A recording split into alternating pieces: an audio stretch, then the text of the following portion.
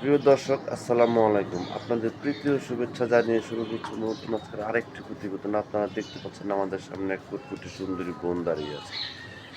আমরা আজকে বোনের বাস্তব জীবনের গল্প আপনাদের তুলে ধরব। আপু, আসসালামু আলাইকুম। ওয়ালাইকুম সালাম ভাইয়া। ভালো আছেন আপু? হ্যাঁ ভাইয়া, আলহামদুলিল্লাহ ভালো আছি। নাম কি আপনার? আমার নাম আয়েশা। নামটা অনেক সুন্দর। নামটা কে রাখছে? আমার মায়। মা বাবা আছে? বাবা বিয়ে করছে, মা আছে। ভাই বোন আছে আপনার? ছোট্ট একটা ভাই আছে। কি কাজ করেন আপনি?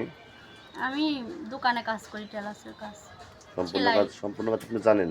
সব কিছুই কাটা বা সেলাই সব কিছুই পারি। মেশিন আছে আপনার? নিজস্ব মেশিন আছে? না, আমার মেশিন ছিল, মনে করো আমার মা অসুস্থ থাকো না, ওইটা আমি বন্ধক দিছি। ও, এখন কি অপরের দোকানে কাজ করতেছেন? হ্যাঁ, এখন পরের দোকানে কাজ করি। ইউটিউবে কেন আসছেন বোন? ইউটিউবে আইসি, একটা সুন্দর মনের মানুষ পাইলে বিয়ে শাদী বসতাম। মনে করো ভাইরা গরিব মানুষ, দুই বেলা দুই মুঠো খাইতে পারি না ঠিক মতো। মনে করো জোয়ান মেয়ে হয়ে মানুষের দোকানে কাজ করতে যাইতে একদমই ভালো লাগে না। আপনার বয়স চলে কত? আমার বয়স 18-19 এরকম। 18-19। বিয়ে সাথে প্রস্তাব আসে না? বিয়ে শাদীর প্রস্তাব আসে, কিন্তু মনে করো গরিব ঘরের মেয়ে কেউ বাইক চায়, কেউ হুন্ডা চায়, এগুলো চায়। খার দেও, সুকেশ দেও, এগুলো বলে। আচ্ছা আচ্ছা। এজন্য গরিব মানুষ নিজেই আমাকে চলাইতে পারে না, কিভাবে করে খার সুকেশ দিয়ে বিয়ে হবে। গরিব ঘরের মেয়ে ভাই, বাবা তো থাকতেও নাই, সাথে চলে গেছে অন্য দূর প্রবাসে। আপনার দেশের বাড়ি কোথায়? আমার দেশের বাড়ি রাজশাহী, চারঘাট থানা। আমি আছি ঢাকা নবীনগর।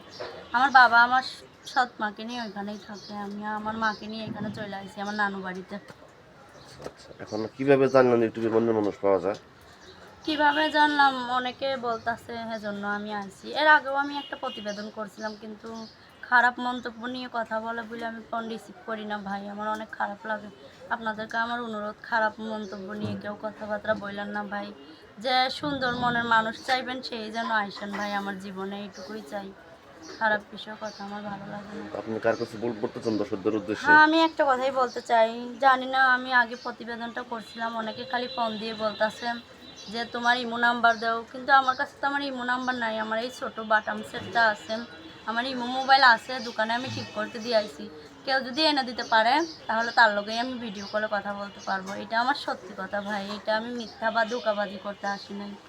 তো প্রিয় দর্শক, এই আয়শা আপুর কথাগুলো শুনলেন। আয়শা আপু গৃহস্থ ঘরের মেয়ে। যদি কোনো ব্যক্তি আয়শা আপুকে ভালোবেসে কাছে পেতে চান বা যোগাযোগ করতে চান, আপনার নাম্বারটি হচ্ছে 01752015446। নাম্বারটা আমি আবারও বলছি, 01752015446। এই নাম্বারে যোগাযোগ করতে পারবেন। প্রেম, ভালোবাসা, সাহায্য, সহযোগিতা যে যেটা করুন সেটা আপনাদের একান্ত ব্যক্তিগত ব্যাপার। বেশি বেশি করে নামাজ পড়েন, বেশি বেশি করে দেশটাকে ভালোবাসেন। ভালো থাকেন। আসসালামু আলাইকুম।